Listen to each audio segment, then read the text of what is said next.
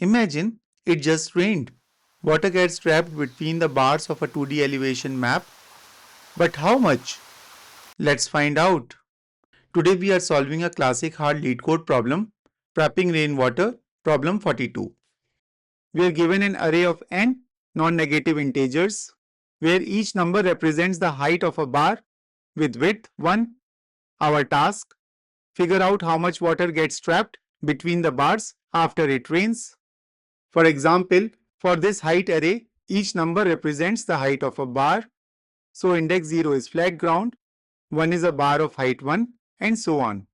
And the trapped water is shown in blue. We see 1, 1, 2, 1 and 1 units, totaling 6 units as the answer. Now let's understand why water is trapped where it is. Starting at index 0, we see there is no water, as there is nothing to its left to support it. Similarly, at index 1, no water can be held, as there is still nothing to its left. Now look at index 2. The bar height is 0. On its left, there is a bar of height 1, and the immediate bar to its right has height 2. It can hold 1 unit of water. Why? Because the left side is only height 1. So any water higher than that spills over to the left. And note that the height of the water stored in this bar doesn't depend on just the immediate neighbor, but the tallest bar on each side, and we take the minimum of them. Let's call the tallest bar on the left as max left and on the right as max right. Here the tallest bar to the right is actually 3 at index 7, not 2. But since water is governed by the minimum of the two sides, the real calculation is the minimum of 1 and 3, which is 1. The answer happens to be the same, but the principle matters. We always take the minimum of the maximum heights on each side. Now let's look at index 3. Its height is 2. Max left is 1. Max right is 3. So water can rise to a minimum of 1 and 3, which is 1. But wait, the bar itself is at height 2, which is higher than the water level of 1. So the water would simply flow away. To address that, we need to subtract the bar's own elevation to get the actual water stored above it. And that gives us the general formula. Water at any index I equals the minimum of max left and max right minus the height at that index. If we plug index 3 into this formula, that's the minimum of 1 and 3 minus 2, which equals negative 1. Since we can't have negative water, it just means 0 units are trapped here. Let's apply this to a few more indices, shall we? At index 4, the bar's height is 1 with a max left of 2 and a max right of 3. The minimum of those maximums is 2, and subtracting the height of 1 leaves us with 1 trapped unit. Moving to index 5, the ground drops to a height of 0. The max boundaries are still 2 and 3. So subtracting 0 from our minimum gives us 2 trapped units. Running this formula across every bar gives us the total of 6 units. What we just did in the walkthrough is the naive algorithm. As you see in the animation, for every single bar, we scan everything to its left to find max left and scan everything to its right to find max right, and then apply the formula and add to the total.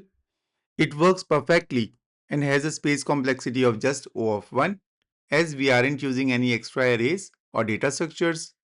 But notice the problem. For each of the n bars, we are scanning up to n elements all over again on both sides to find max left and max right.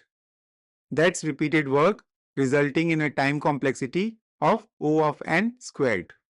Can we somehow improve it? Do we really need to scan every time to find the left and right tallest bars? Think about it this way. When we are at index 5, we scan all the way to the left to find the maximum.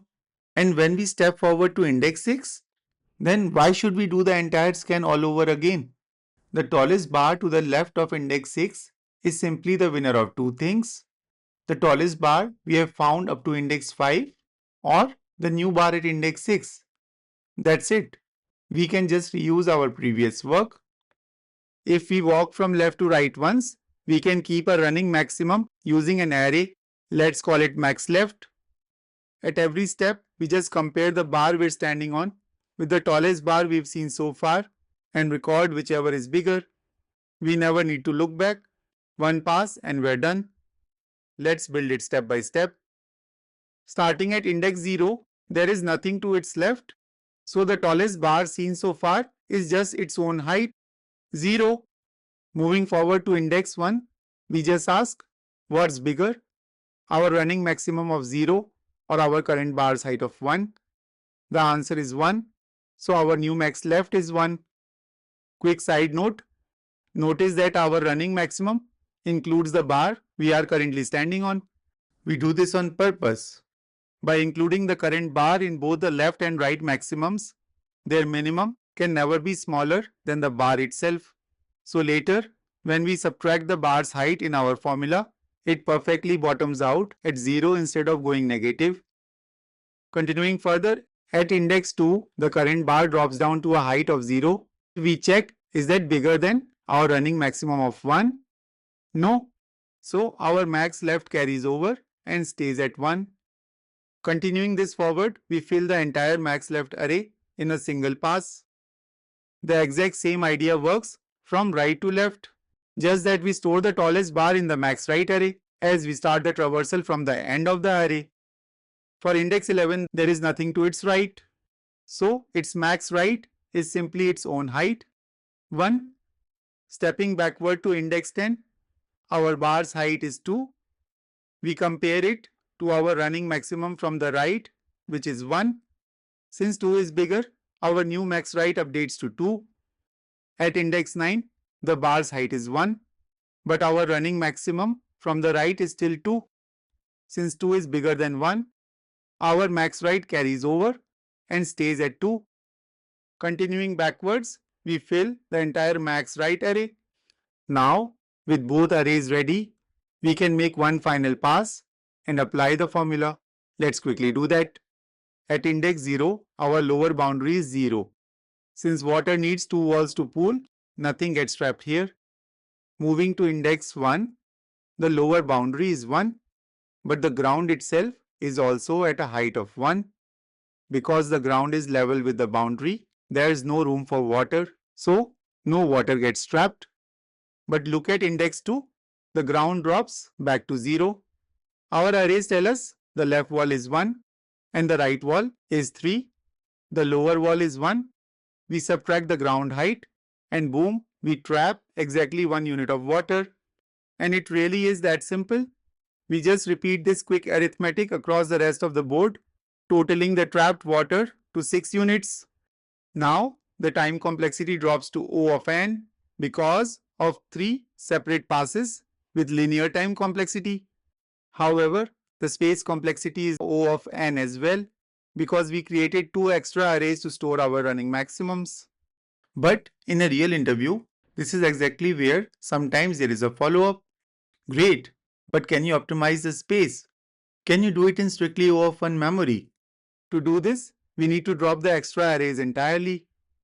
We only care about one thing, which side is shorter. Because water always spills over the shorter wall, the smaller maximum is our strict bottleneck.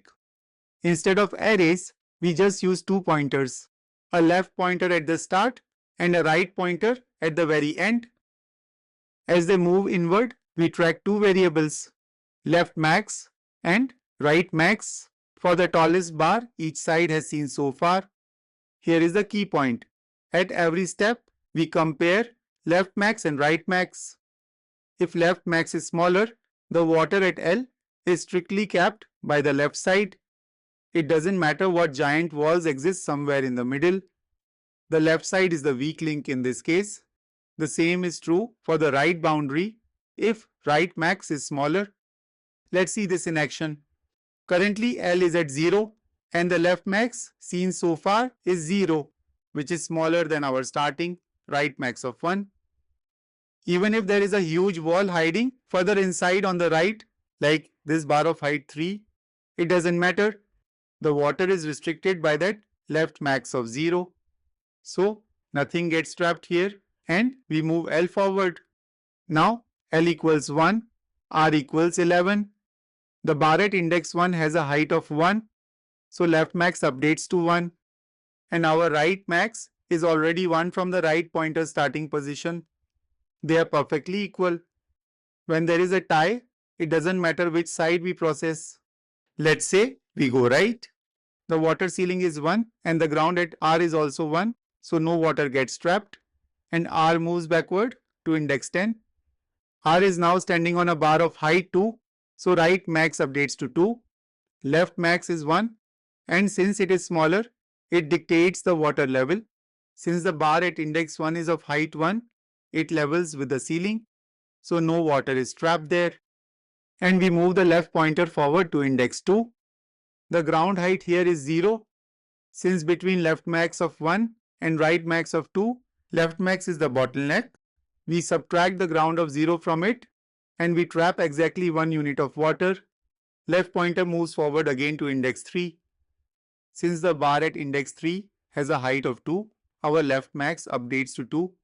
Both our left max and our right max are now sitting at 2.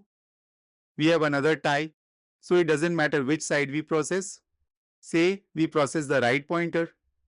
Both the ceiling and height here are 2, so no water gets trapped here. Right pointer steps backward to index 9. Our maximums are still tied at 2, so we process right. The bar at index 9 only has a height of 1. Our ceiling is 2. The ground is 1, so we trap 1 unit of water on the right side. R steps backward again. We just keep repeating this exact dance.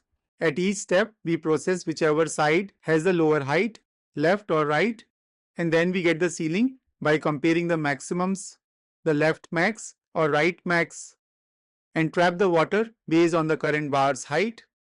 We step that pointer inward and repeat right up until the two pointers finally collide. Now the time complexity is still O of n, as both pointers sweep through the array exactly once, but the space complexity drops to O of 1 because we only use a few variables instead of whole extra arrays. Now let's go through the code with Java on the left and Python on the right. We start by initializing two pointers, left at the very beginning of the array and right at the end. We also need two variables, left max and right max, both initialized to 0 to keep track of the tallest bars we've seen from each side. And finally, we'll initialize the answer variable to store the total amount of water we trap. Our main loop runs as long as the left pointer is less than the right pointer. Inside, we always process and move the pointer that points to the shorter height because that side is the current bottleneck. So, if the height at left is smaller than the height at right, we focus on the left side. We check if the height at the left is greater than or equal to left max. If it is, we update left max to this new height. It can't trap any water on top of itself. But if the current height is less than the left max, we found a valley. We calculate the trapped water by subtracting the current height from the left max and add it to our total. Then we move the left pointer one step to the right. Else, if the height at right was the smaller one, we perform the exact same logic on the right side. Update right max if we find a new peak, or calculate the trapped water if we are in a valley, and move the right pointer one step to the left. This continues until the pointers meet, trapping all the water in a single efficient pass. So that's all for this video. I hope this video was useful to you. If it was, please give it a thumbs up and share it with others who might benefit from it. If you haven't subscribed the channel yet, make sure to hit the subscribe button and turn on the notification bell so that you never miss an update. Your support helps me create more content like this. If you have any questions or suggestions, feel free to leave them in the comments below. Thanks for watching and see you in the next one.